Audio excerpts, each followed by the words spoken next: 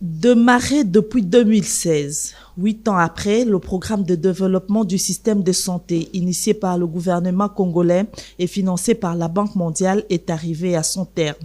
Dans un atelier de capitalisation des expériences organisé ce 21 juin à Kinshasa, le ministère de la Santé, la Banque mondiale et d'autres experts ont passé en revue les réalisations et projeté l'avenir du projet PDCS en République démocratique du Congo.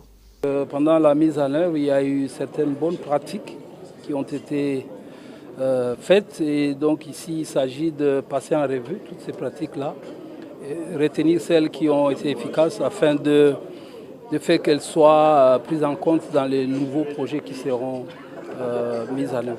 Un exercice qui a permis de générer les connaissances afin de bâtir à long terme les acquis et soutenir l'agenda couverture santé universelle. Le projet a permis de générer des savoirs, des connaissances et aujourd'hui on veut justement regarder quelles sont les leçons que nous tirons de ce projet et comment nous pouvons bâtir le long terme. Vous avez des bonnes expériences sur la gouvernance, le financement de la santé, les ressources humaines, la prestation, l'info sanitaire, les médicaments. Et donc là, vous avez tous les acteurs qui sont venus du niveau provincial, du niveau central, pour qu'ensemble nous puissions bâtir un système résilient. Je pense que le bilan du projet de développement du système de santé est positif.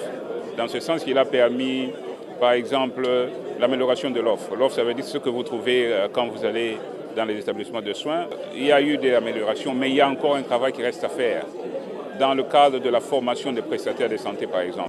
Pour le secrétaire général de la santé, le Dr Sylvain Youma, il s'agit de répondre à la volonté du gouvernement initiée par le président de la République. Un projet aussi important qui a couvert 13 provinces avec un montant, un budget autour de 700 millions de dollars. Donc c'est énorme, comme vous comprenez, pour mettre en œuvre la vision du chef de l'État, son Excellence Félix Antoine Tshisekedi Tshilombo, dans le cadre de la couverture santé universelle.